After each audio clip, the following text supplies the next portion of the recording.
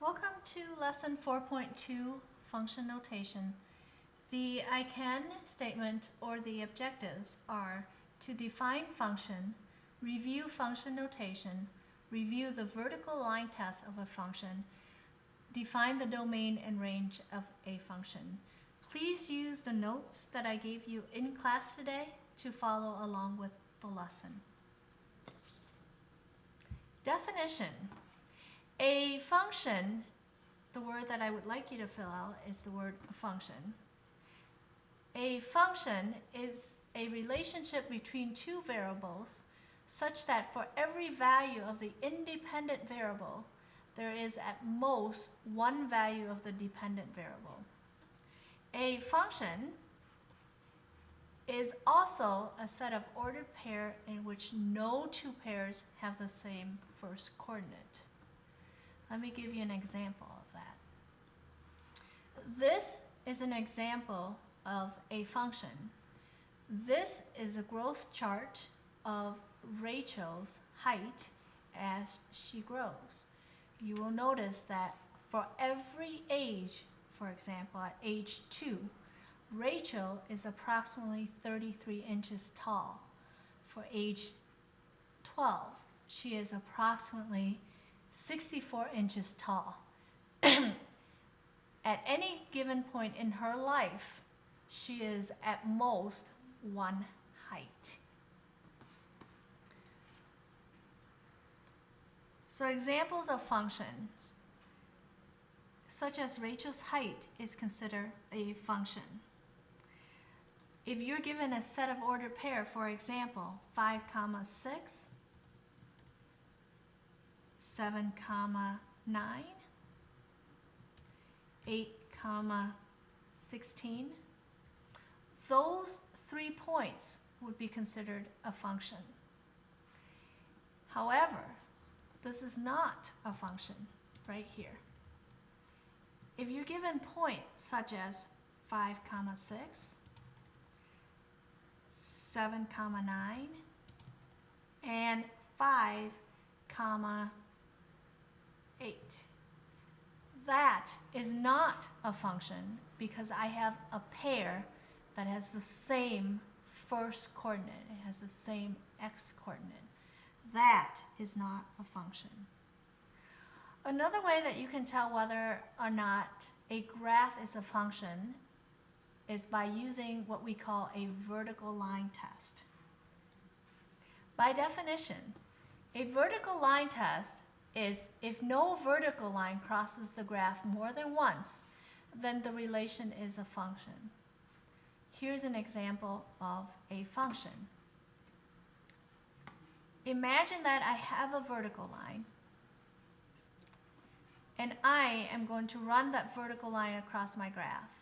You will notice that no point on the graph does the vertical line touches the graph in more than one place. That is considered a function. Here's another example of a function.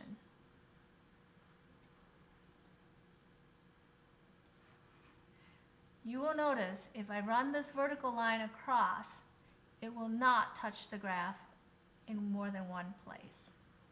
Right? What is then not considered a function?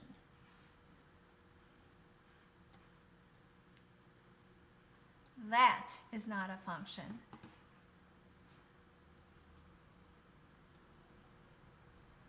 And the reason why this is not a function is because if I run my vertical line across my graph, at some point, for example, right here, you will notice that it crosses the graph in 1, 2, 3 places. It crosses the graph in more than one place. So that is not a function. Once you determine whether or not something is a function, the first example I would like to do is this function right here. Consider the function of f of x is equal to 2x plus 5 divided by x minus 3.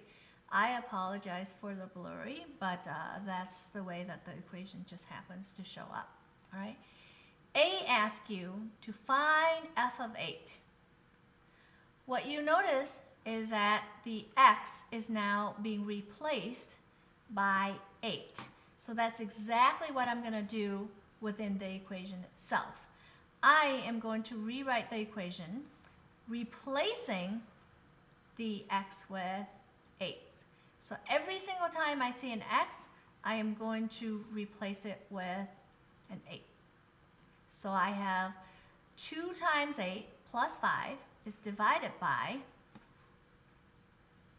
8 minus 3. All right, so 2 times 8 is 16. 16 plus 5 is 21 for the numerator. For the denominator, I have 8 minus 3, which is just 5. So the answer is 21 divided by 5, which if you divide it out, you're going to get 4.2. So the function, the 2x plus 5 divided by x minus 3 function, when x is equal to 8, the function will be at 4.2. Try B before you press play again. To solve B, what I'm going to do is I'm going to replace x with -7. So I'm going to get 2 times -7 plus 5 divided by -7 minus 3. So here's what I'm going to get. I have 2 times -7, which is -14, plus 5. And in the denominator, I have -7 minus 3, which is -10. On the numerator, I have -9 divided by -10. So you could leave it as a positive 9 over 10 because the negative signs divide out. Or you can actually divide it out and get 0.9. Right? C says, find x when f of x is equal to 3. So right now, they're not giving you x. But what they are giving you is f of x. So what I'm going to do is I'm going to replace f of x with 3. So I'm going to get 3 is equal to 2x plus 5 divided by x minus 3. All right.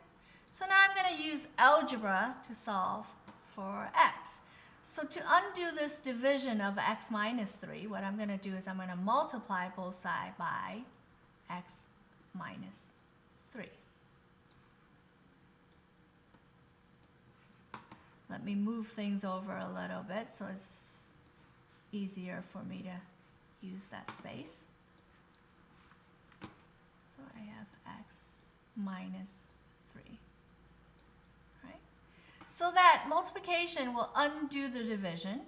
On the left-hand side, here's what I have. I have 3 times x minus 3 times 3. So I have 3x minus 9. And that will equal to, on the right-hand side, I have 2x plus 5. I'm going to combine like terms, so I'm going to subtract 2x from both sides. At the same time, I'm going to get rid of that minus 9 by adding 9 to both sides. All right. So 3x minus 2x, I'm going to get the 1x that I'm looking for. And then on the other side, I have 5 plus 9, which is 14. So when x is equal to 14, meaning at f of 14,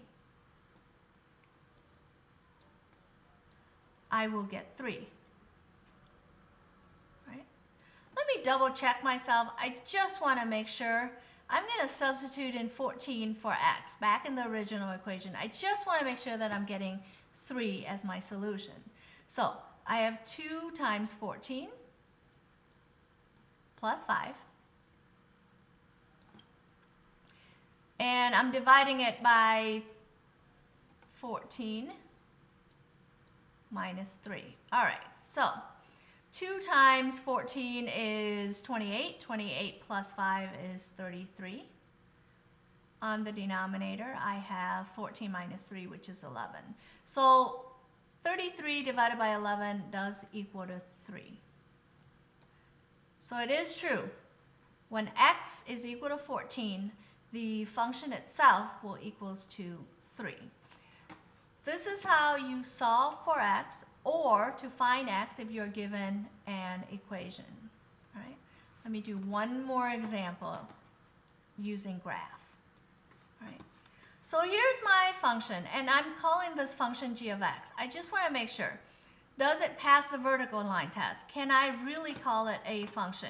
So let me draw a vertical line. And I'm going to move my vertical line across my graph.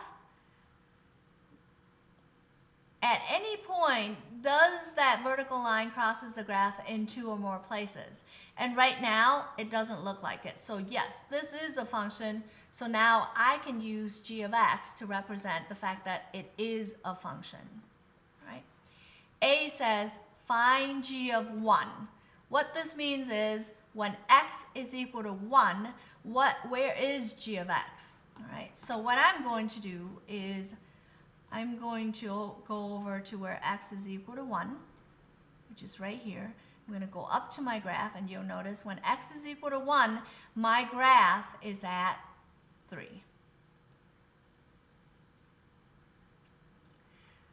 B says, what is g of negative 2? Well, when x is negative 2, which is right here, this is negative 2. When x is negative 2, you'll notice that the graph is located right on the x-axis, so that would be 0. Right? C says, find x when g of x is equal to 3. So we're working backward now. Right? We want to know at 3. So here's when g of x is equal to 3. I'm mentally drawing this vertical line right here. Okay? So here's what I notice. When x is equal to 1, I'm going to get 3. That's from A. I also notice that when x is between 3 and 4, I'm also going to get 3. So between 3 and 4, I'm also going to get g of x equals to 3. Again, I'm using inequality notations because 3.01 will work, 3.5 will work, 3.2 will work, any number between 3 and 4.